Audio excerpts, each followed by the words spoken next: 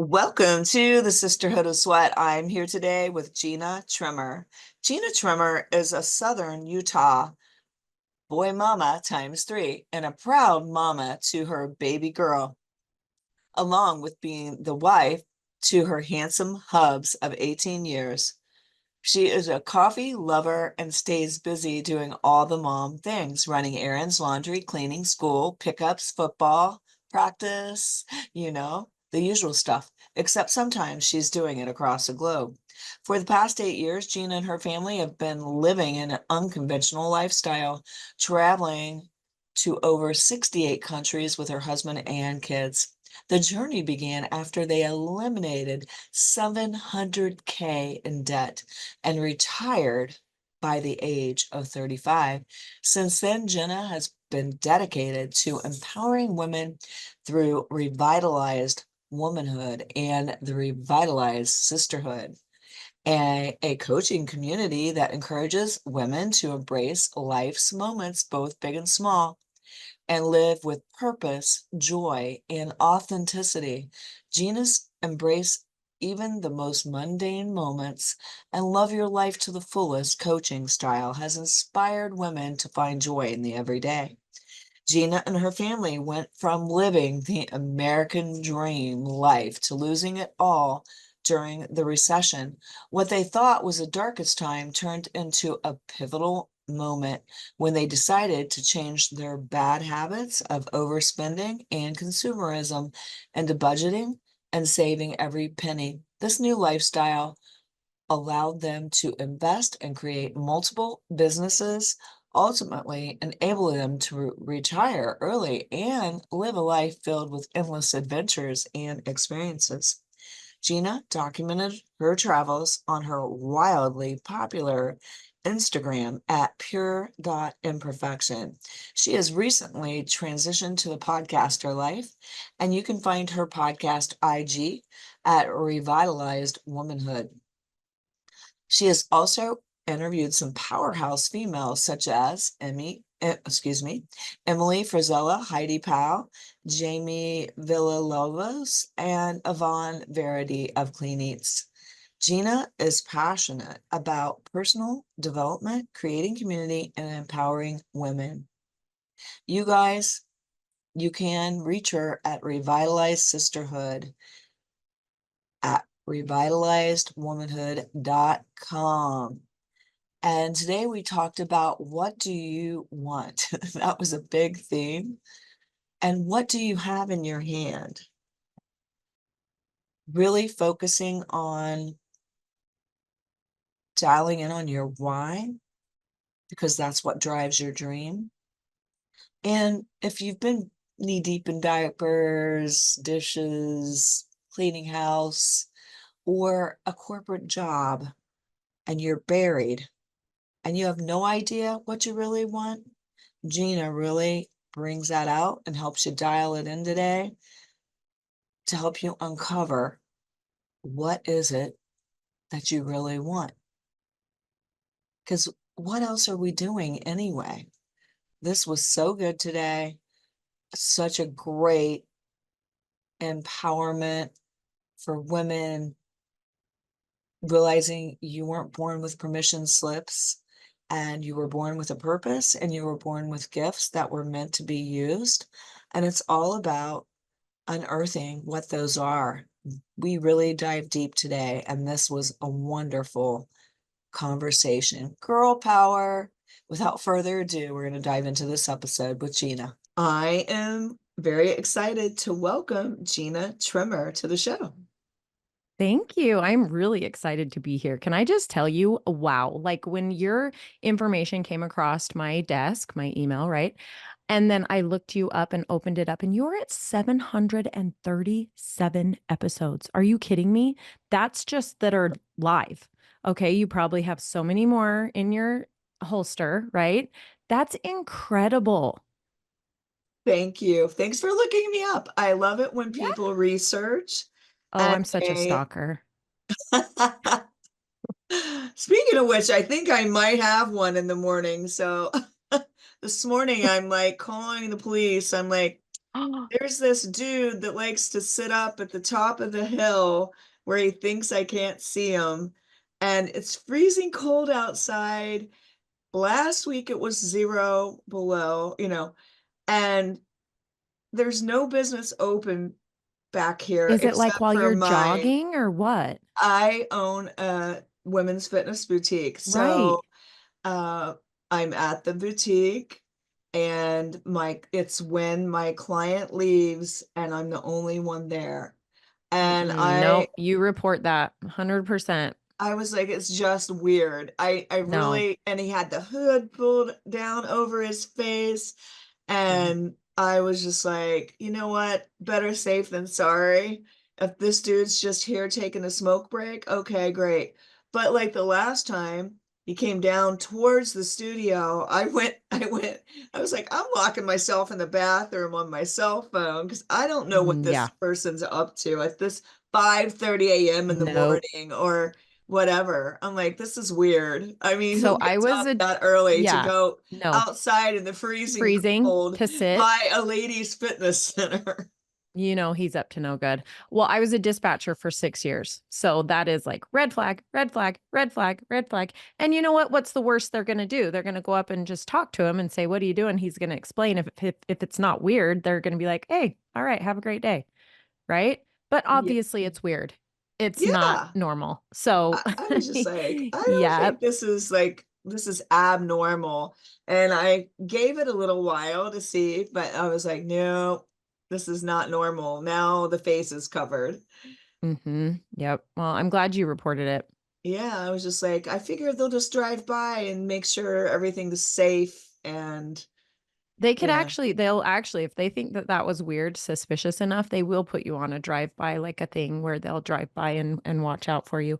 That makes me think of my colleague. I've had her on the podcast, Amy Robbins. Do you know Amy Robbins? Have you heard of her? She's in Texas. She is like, you need to get with her because she is a firearms activist because of women who are out training and jogging and running.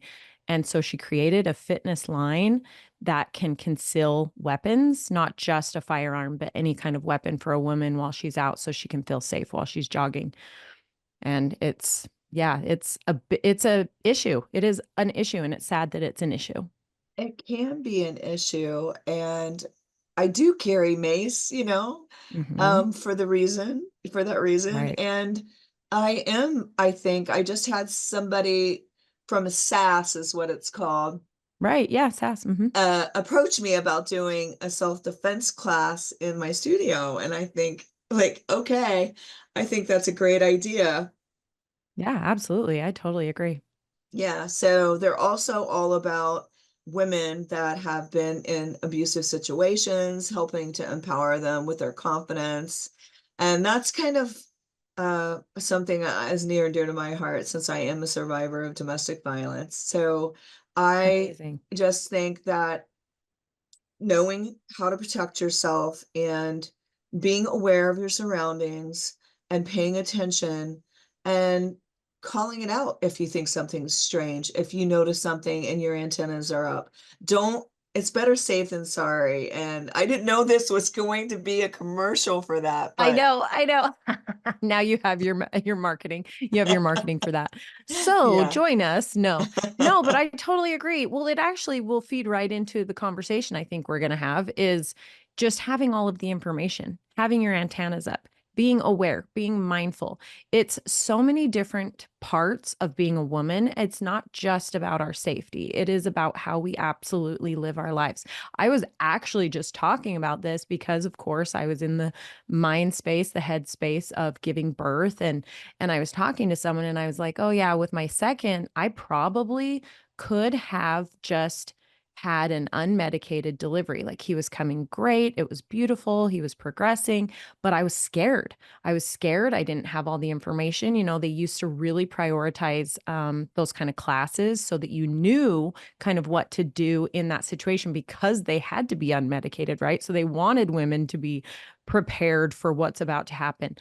But nowadays we're just like, oh, just give me the shot. Just give me the shot. You know, that's me. And so by the time it was progressing beautifully. And so by the time it got to that point where I was like, oh, I'm so scared. I was so scared of what might happen. I don't know, but I can assume if it hurts this bad, it's going to get way worse, right? But Yes. if I would have maybe had someone there championing me, not that I'm saying medicated is bad. I've had two C-sections, I've had one and two medicated, I mean, like whatever. But I'm saying that had I had a coach or someone, one of the nurses there, or my mom, maybe someone saying, you know what, you look, you are progressing beautifully. You've got this. Just try it.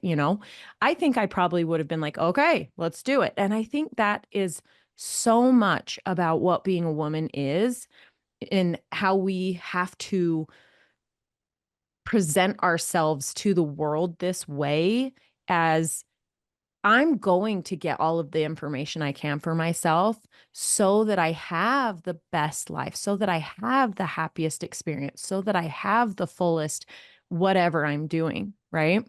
And that comes from being prepared and having the information, but you have to do it for yourself.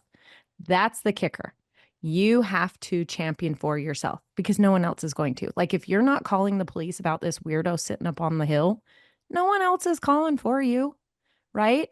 If I'm Right. in the delivery room and I'm like, oh, this hurts, I'm so scared. My husband's like, get the drugs, get the drugs, He doesn't, he's scared for me. He's more scared than I am, and he has no idea. If you're not there championing for yourself, no one else is going to do it. So that is a lot of what my community is. Revitalized Womanhood is empowering women to take the keys and be in the driver's seat of their own lives, to make those decisions. I'm not saying you're going against your husband. I'm not saying you're going against your boss. I'm not saying you're going against your kids. You're not. You're factoring in all of the information. Like, yes, I have a husband. I've got to factor that in. Yes, I have kids. I've got to factor that in. Yes, I have a job. I have to factor that in.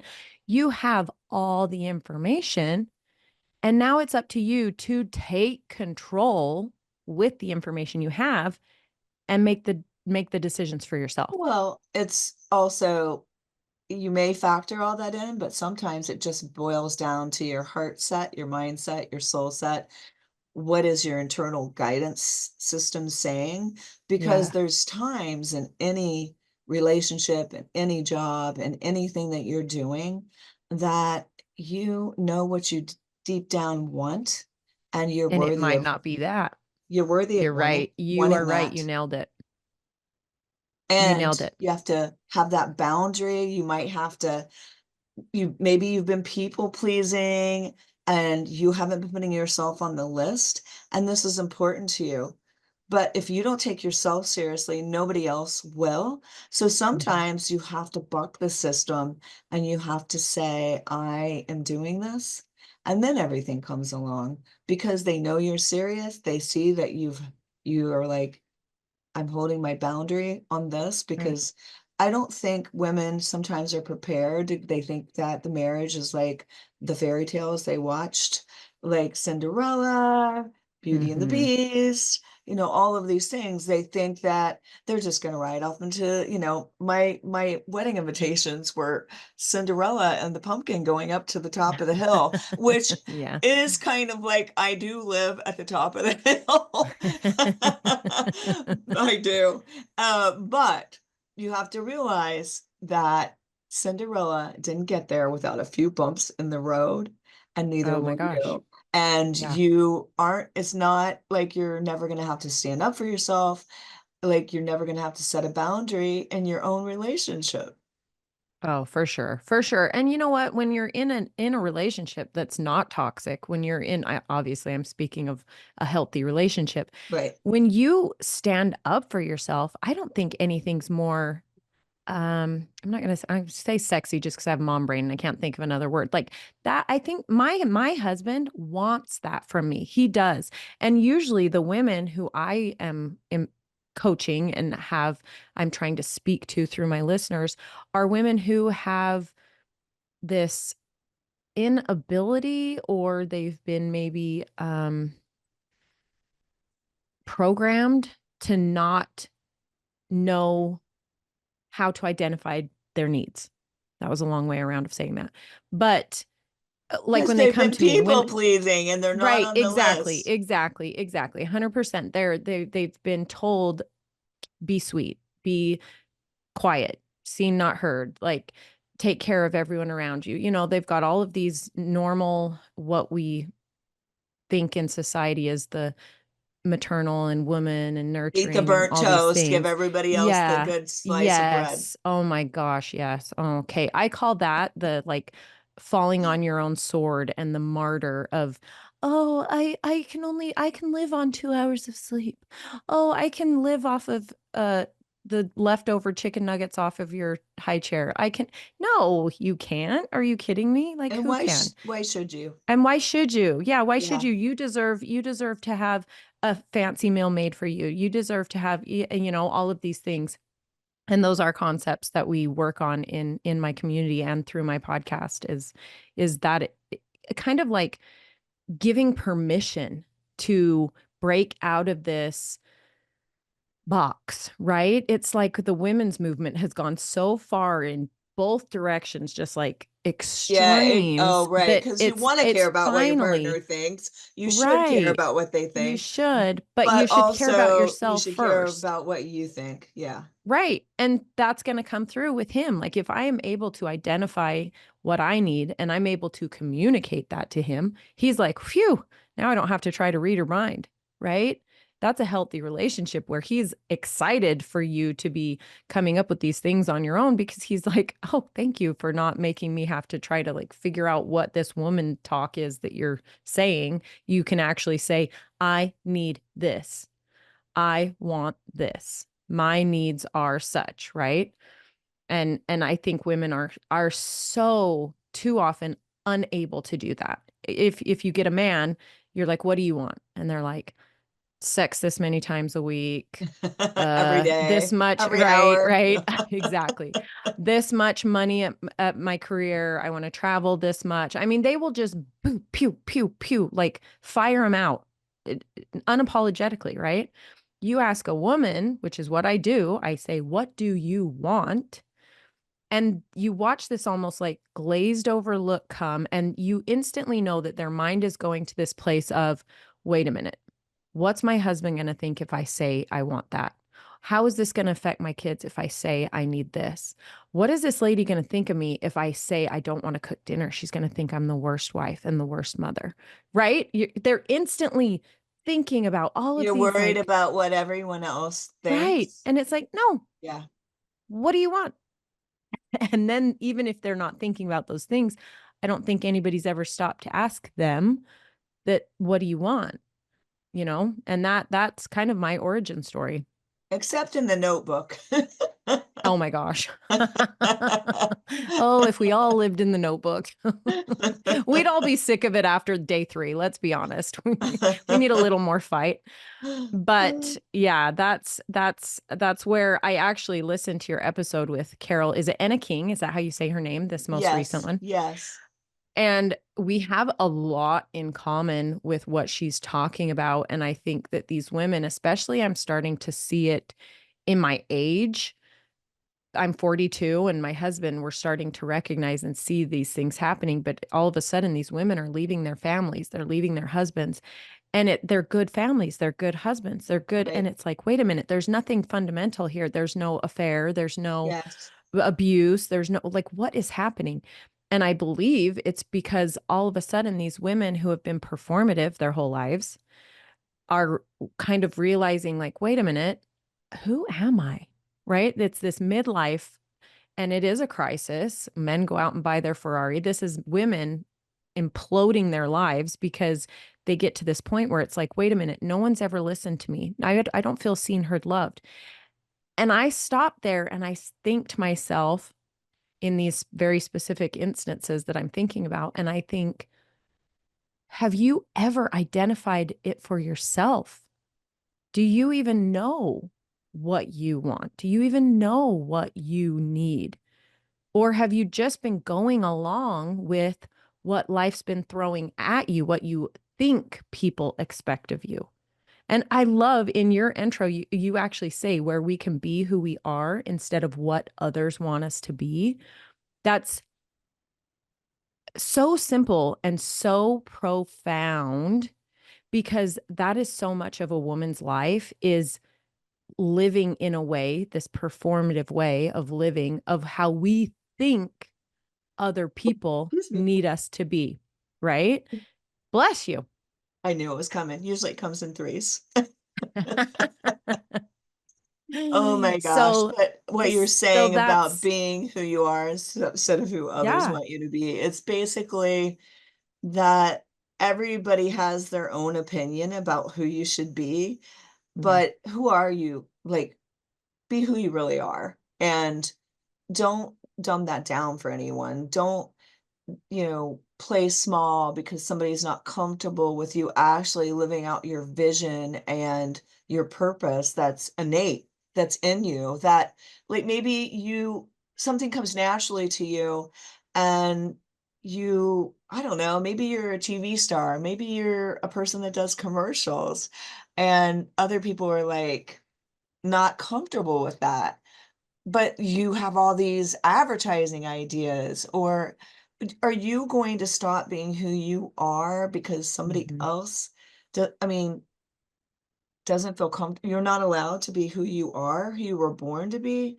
These are things that I think are really important to think over, because if you don't know who you are and you're not being that, somebody out there is going to just tell you how to be, and you're Yeah. never going to show up as the original you. Yeah, absolutely. It's like taking the what is it? The path oh my gosh, that is so mom brain. The of least resistance, right? It's the path of least resistance. It's just going where you think people want you to go. So it's easy. It's easy to follow that path. Someone's telling me what to do. Someone's expecting me to do this. So I'll just do that. So it really is kind of the lazy man's lazy way out uh, of living. Or you could be with someone that makes you afraid to show up as you, that Oh, being you yeah. is not okay. And you get that message, and maybe you get smacked back enough, not physically, but enough times, you kind of dumb it down because you're like, oh, they get angry every time I show up and I receive this accolade. Right. Right. Yeah, So, we actually had that happen. So like I said, my origin story, kind of where this all started with Revitalized Womanhood, was un unknown to me when it was happening because it was back in 2017. Or sorry, excuse me, it was back in 2010 when the recession happened. We had lost everything. We lost everything like so many others in the recession, and we were like $700,000 in debt. I mean, not like we lost our cars, our house, our everything because we were in the construction and industry. when did that happen to you? It was 2010, Okay. 2010. So it started in 2008 and we were able to live in our house still, which whatever until 2010 when we moved into Rick's, my husband's grandparents' basement, and I was pregnant with our first son. And we lost everything, but not only lost everything. So like I said, we were $700,000 in debt. We couldn't go bankrupt because it was guaranteed by his parents' property. So we were at basically as financially and quote unquote successfully at the lowest of low you could possibly be, right? We were so far in that hole. And my husband came to me and said, and this is the kicker right here. And I never really thought about this until I had a woman on my podcast episode point out to me the distinction here. And my husband came to me and he said, well, we are starting over, right? What do we want to do? We're at starting over point. What do we want to do? Do we want to keep living like because we were making so much money. We were Right. young, making Yes. so much money. The industry, like St. George has been the fastest growing city in the nation for like the past 10 years. It's insane. So the construction industry has always been great until that happened. We were making all this money. And he says, is that how you want to live? What do you want? What do you want? And him asking me that, this woman pointed out to me and she's like, that's so cool that he cared enough to ask you. She's like, a lot of us didn't have that. We don't have that. We Right. don't have Right. that partner that either cares or takes the time to wonder or whatever. But he did. He sat down with me and he said, we have to do this as a team. If we want to pay this back and be financially free, we have to live a different way. So it's going to take both of us. We have to do this together. So what do you want? And me being conditioned as I was and raised as I was, my family of origin, I could only dream as big as having a family, having a house, having a husband, having, right? That was what was shown to me. Right. That's what I wanted. Right. And he said to me, well, what if that's great? That's good. And I want that too. But what if we traveled around the world instead of a 9 to 5? What if we traveled? And I was like, oh, that's an option. Yeah, sign me up for that. I will take that. And so from then on, he said, okay, well, what that's going to take is you not getting your nails done, you not getting your hair done as often, right? At the time, we were living off my dispatcher salary, which was Yeah. like $14 an hour because the city was in a spending freeze too because of the recession. So it was like no overtime. Like I don't even know if it was 12 or $14 an hour. It was nothing, right? And so he says, we have to live a certain way. We have to live the way that no one else wants to live now so that we can live the way that no one else gets to live later, right? That was kind of our philosophy.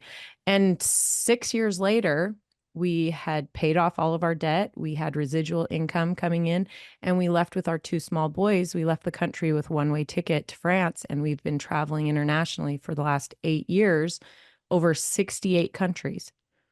And it's because we took the time to stop and identify what do we want, and then together we made a plan, right? And so with that same concept for women, it's like you have to be, even if you don't have someone like I had sitting you down saying, what do you want? Take it upon yourself to sit down, do a vision board. I did this for the very first time. I kid you not. Like I've talk about this stuff and doing these things, and I've never actually You just sat keep down. making me envision Ryan Gosling Yes, saying, I mean just saying, put Ryan "What do Gosling. you want? What do you want?" I finally this December sat down with my women on one of our calls and I said, bring your magazines. And they're like, what? You have magazines? And I'm like, I do. I have magazines. Bring your magazines, sit down. And on this call, we are making our vision boards for next year. And I totally sat here and I loved it. And I cut out all of these things out of these random magazines. And I, I, I got it before this, but there was something about actually physically doing it and searching for these things and having these things kind of appear to me as well, like subliminally. Like Yeah. if I see this picture, no one else is going to know what this picture means to me. But to me, it means showing my husband more intimacy, like showing him being flirty with him, right? Like to me, that's what that stands for. So there is something so um deep about actually physically doing the thing rather than just like, yeah, we're going to write down our goals. Yeah, we're going to think about what we want. But I mean, sit down and do a vision board. If you have no idea what you want, sit down and do that and just see what comes out. There's your challenge. Step one, do a vision board. Well, then you have to speak it out into the universe. Yes. And to me, you got to write it down. You've got to speak it out. You've got to visualize it. You've got to ask for what you want. All Yeah. those things, because I really 100%. do believe in the principle of the spoken word, of speaking out what you want and speaking like it already is, Mm-hmm. asking and receiving. To me, though, to me that's biblical principles. People call it their manifesting, but to me, my opinion is that's God's laws in place and they work. And so when you're speaking good things happen. There's a Yeah. reason for that. I believe your words have creative power, and Mm-hmm. also just the way that you think. When you start looking forward to something, you act differently. When you have something to believe in, to dream about, to strive for, that you really actually want, you're going to push way harder towards a big dream than you ever will a mediocre dream. Right. I have a coach that actually says she calls our bodies little bartenders, and they will create anything you ask for.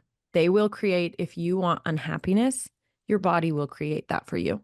If you want joy, your body will create that for you. It will. It's biologically, physiologically built to give us what we ask for. Like if we want fitness and we want to feel good, we're going to go on a jog and get that. We're going to ask for that, right? And we're going to get that Yeah. beautiful chemical release into us and it's going to feel so good. We're asking for that. That's so our bodies are little bartenders. So yeah, just like you're saying, you have to ask for what you want. You have to be mindful of it and to have it happen. Otherwise, yeah, it's the law of magnetism. If you're constantly like boo-hooing and poo-pooing on everything that's going on in life, that's what's going to come to you. That's what's going to be drawn to you. Yeah.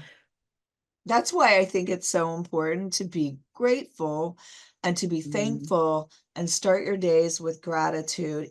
And when something awful happens, if you can sit and think about what you're grateful for and just start thinking on that, it does help to flip that mood that you might get into or those thoughts you might be starting to have.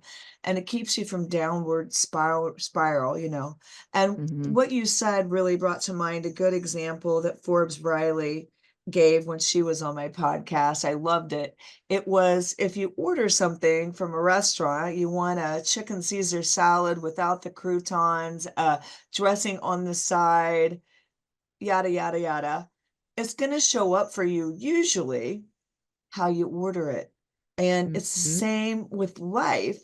If you don't put your order in, you're probably going to get a hodgepodge of stuff. So why not put your order in? And then it helps you outline everything else. Oh my gosh, absolutely. I love that. That's perfect because it's yeah, you can go with the statistics because how many goals, the statistics of if you don't write them down, they're not going to happen. They're not going to be achieved, right? There's statistics and numbers that back that up. But for the right brain, the left brain, right brain, for the artistic brain, that absolutely this makes perfect sense. You have to put your order in. You have to ask for what you want. Really from your heart of hearts, and no dream is too big. Mhm. Like that's a thing. I remember during the pandemic, I realized one day I was like, because I own a gym, we had to shut them down. Yeah. Um, I thought, "Ah, I haven't been dreaming. I've just been surviving. And so I sat and I thought, well, our dreams aren't canceled and God is in charge. So, how big can I dream today? And I started writing all these dreams out that were bigger than life, and every single one of them has come true. And my last one is getting ready to come true when I have this retreat in Montana with I wanted wild horses, but I realized that might be romanticizing it just a little too much. We got to have Gotta have some tame horses. I have wild horses. I guess I can't say I have them, but I know exactly where they are every day when I go to my cabin. I was like, I think, like the safety thing, but Hmm. I was always thinking I'm missing a component. And it just now it's going to happen. I'm going to be Amazing. announcing this soon, but it will be like a healing retreat, like I love it. the equine therapy where you can literally heal with horses from trauma. But I always love, like, have you ever thought about being like a spirit animal or an animal? If you were to Yeah. choose what you identify with, for me, it was a horse because a horse is free to be themselves, like they're running in the wild and the wind is blowing through their hair and Hmm. they're being how they are, a free spirit. Nobody's Yeah, trying to absolutely. control them, tell them how to be. And so I just and wild horses are beautiful, just like women are beautiful. And I just always thought that would be such a cool retreat. I wanted to have that. All of the things, the wild things have come Hmm. true, like being on Times Square billboards, having my own fitness boutique, being on now I'm 62, and since the age of 60, I'm getting ready to be on my sixth magazine cover. But this is crazy. This is not me. This is a God thing. I'm just telling you, it was that moment of whatever happened to dreaming. our Right. dreams aren't canceled and God is in charge. And just writing those dreams out and dreaming big. I mean, the dreams, I'm going to do an episode soon because when I tell each one of them, they were off the charts huge.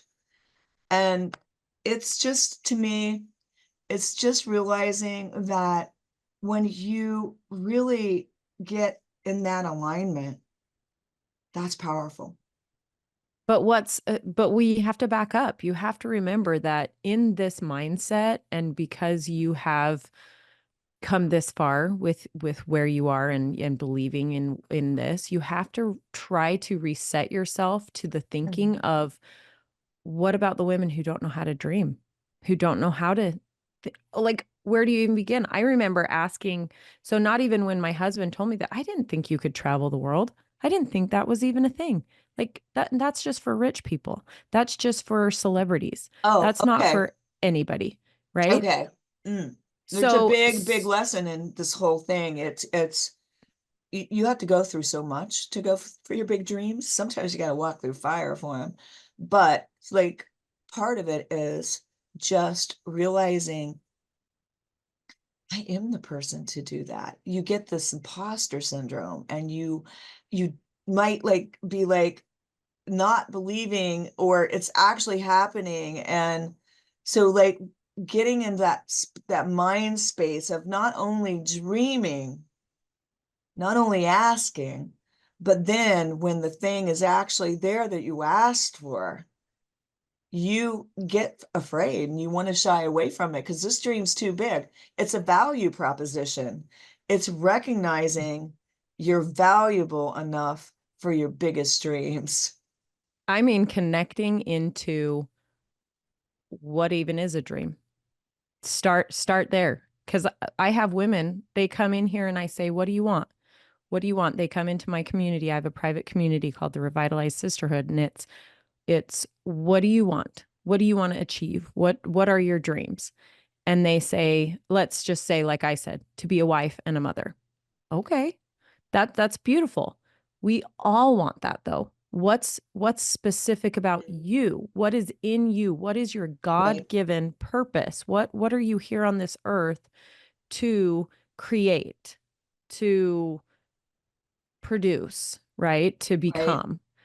And they don't know because Mhm. they've had so long of limiting beliefs pushing it down. Of And like course. when we're little girls, we can say, oh, I want to be an astronaut, or oh, I want to be a ballerina. Oh, the dreams are not too big, right? Right. Before the world gets to us and tells us that we're not enough and we're not valuable enough, and the limiting beliefs and the you can't do that and the all of these things that we've been conditioned with.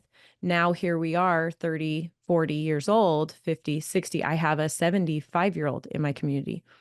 And it's like, well, how do we unleash her? How do we get her out of there? This woman that's been shoved down underneath all of these things. How do I get her out of there? And so I think you have to be able to take it back to the studs and say, I'm going to just start trying something today. Maybe I like to draw. I'm going to try that today. Okay, try it.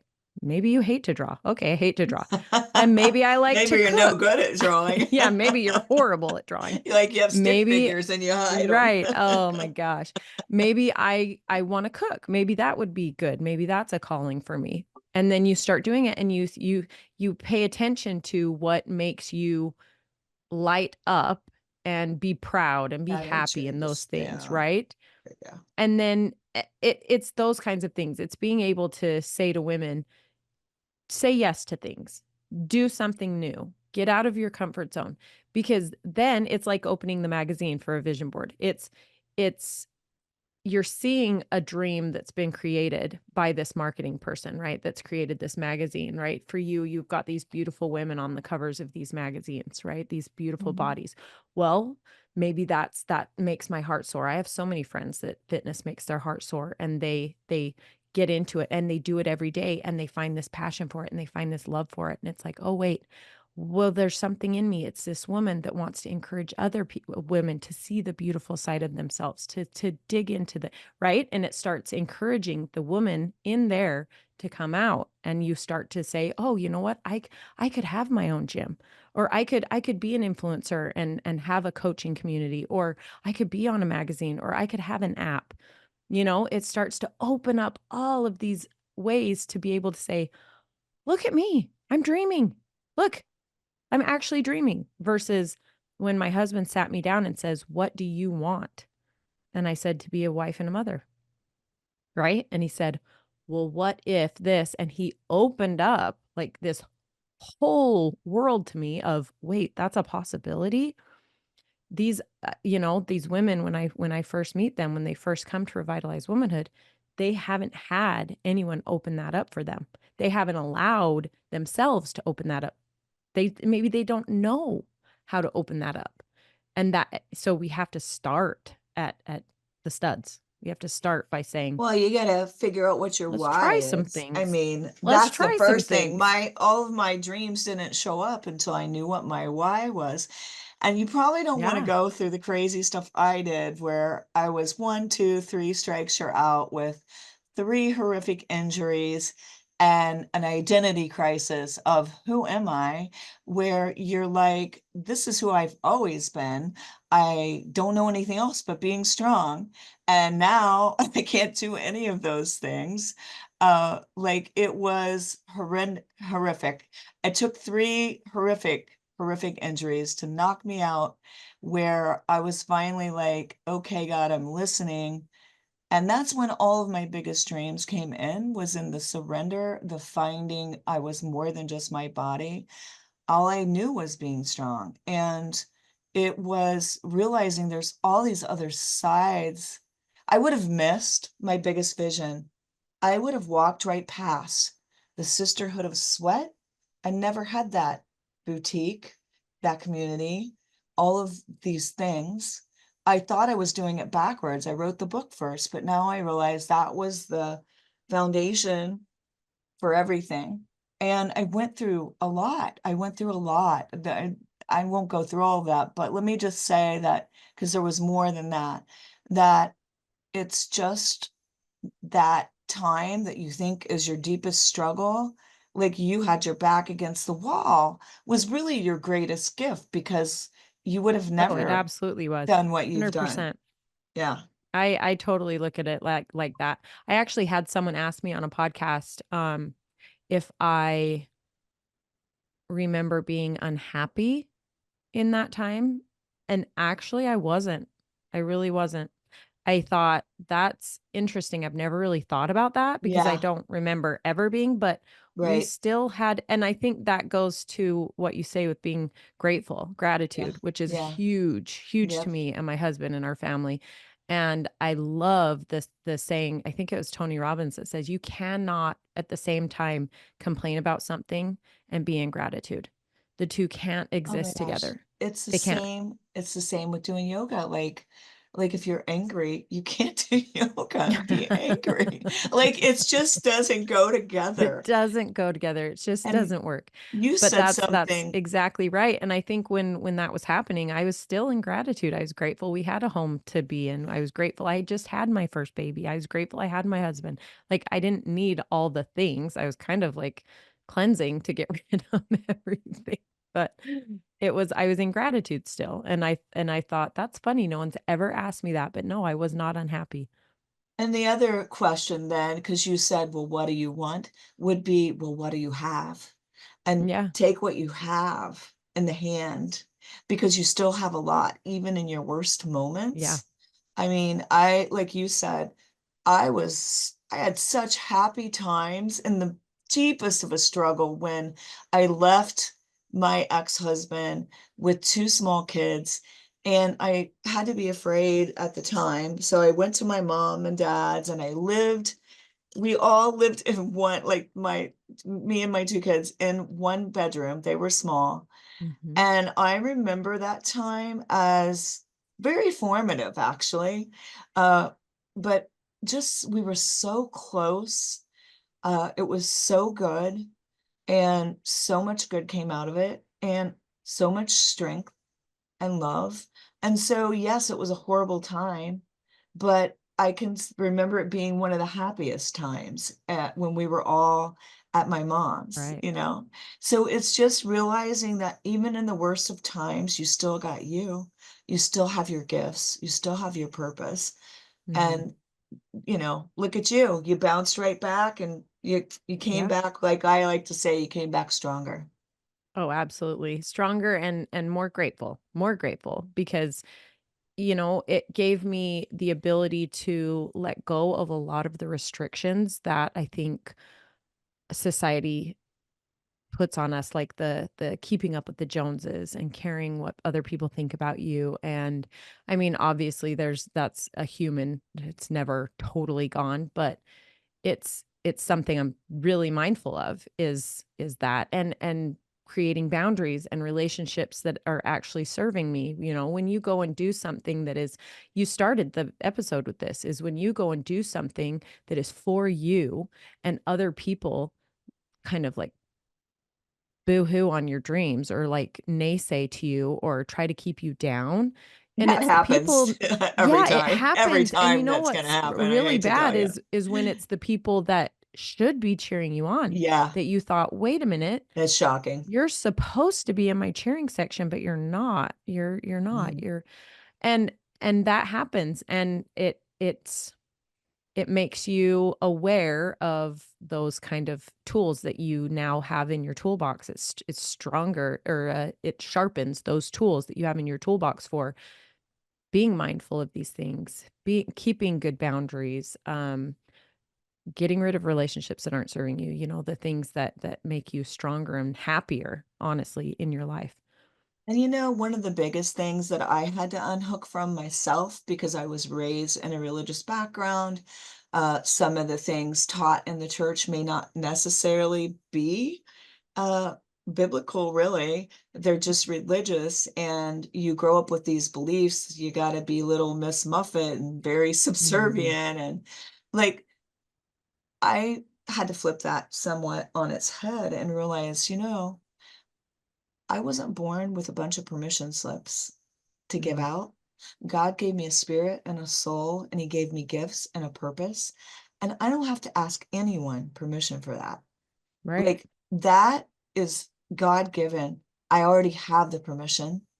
So I Right. just need to accept that permission. I need to give myself permission. Like, basically realize I don't have to ask the crowd's permission. I don't have to ask my husband's permission to show up as myself with my purpose and Mhm. my innate gifts.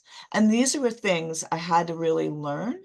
And once I realized it, that really, I think those things can hold you back. Yeah. Yeah. And so that's why I say that was a time of. And since then, so since 2010, I have mindfully every day honed in on. And it changes too, actually. It's funny because you can say, "Oh, I don't care what anybody thinks," and Right. And you be still good do. about it. Like, well, it changed because so from 2010 until 2017 when we left the country for the first time, um I could say I don't need a fancy car. I don't need a fancy house. I don't, because that was the environment that I was living in. That was my comfort, that I was becoming comfortable being okay with not going to fancy dinners or going out with friends or, and realizing, wait, we lost everything. Where is everybody that were our friends when we had all this money? Where is everybody? And realizing, oh, okay, be more specific about your friendships and whatever. But then when we left the country, it was like a whole new world of travel families and travel identity. And I had an Instagram and it was like, oh, well, I have to wear this beautiful dress in front of the Eiffel Tower and get a picture of it, or else it's not as meaningful that we were here. Or we have to show us in cute outfits and my kids all put together because I'm at this beautiful castle and I want my kids to look nice in front of the and it's like, oh my gosh, wait a minute.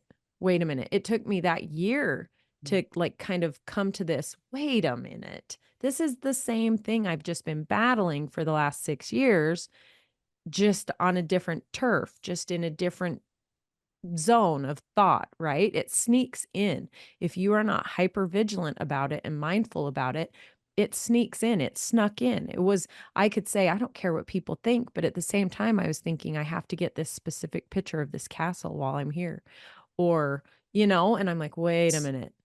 That's the same Okay to thing. care about others, like to care, like me to run something by my husband, of course, considering because he is my spouse. I'm not a Right. women's libber. Uh, it's okay to want an opinion from your best friend about something because they have wise advice.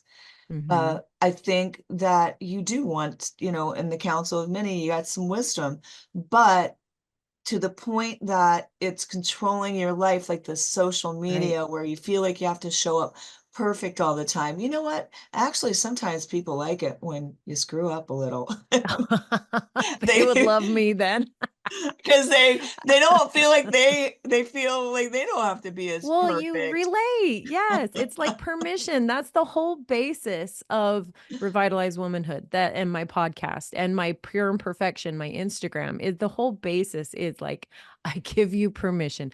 I literally posted a story last night and I was kissing my new baby and she threw up in my mouth. And I'm like, yep, that just happened. Like, welcome to my life. This is not Instagram versus reality. This is reality. Welcome. Anybody who wants to fit in here. Okay. So that's what I mean. It's you have to be hyper vigilant about these things that you're doing because none of us are perfect at it. None of us are masters at it. It's just a constant work, right? We're constantly, consistently working on the things that we want to be better at each day. Today I anointed the gym with, I was just grabbing a little bag of cashews. There was just like this much left. And I had no idea that it was freaking upside down and a little trail all the way, through the gym. Follow the breadcrumbs. I was like, what a freaking mess. Yeah, So it's just really, again, just embracing yourself and your family and the realness and realizing you don't have to show up like the Truman Show, like a reality show. And, right. I mean, of course, we want to look nice. Who doesn't? But sometimes, does that prevent you from showing up at all? I'm sure it does, because I know Ah, for yeah, me, absolutely. sometimes it does. Absolutely. Right? Yeah. Well, this has been so good today. I have really enjoyed this conversation. I think we covered so much. I mean, it was We just kind of so, went for it, didn't we? yeah. I like conversations that flow. And because when you're in flow, you really are being like sincere and you're delivering from the heart. And I think those are the best messages. But I want to invite people to all of your social media. Tell us what your website is, how they can join your organization. Absolutely. It's super easy. It's just Revitalize Womanhood across the board. If you go to revitalizewomanhood.com is my website or my podcast or my Instagram. And if you are interested in looking into our private coaching community, it is called the Revitalized Sisterhood, but you can find all those links right there at the Revitalize Womanhood website. And I will just add, guys, she's went from rags to riches, basically. And that, she can teach you to do it too. So she might be a person you really want to have in your wheelhouse. Thanks so much, Gina, for coming on the show today, and congratulations on being a new mama. Thank you. Everybody, keep on keeping on. And as always, leave a review. Let us know what resonated with you. Bye, everyone.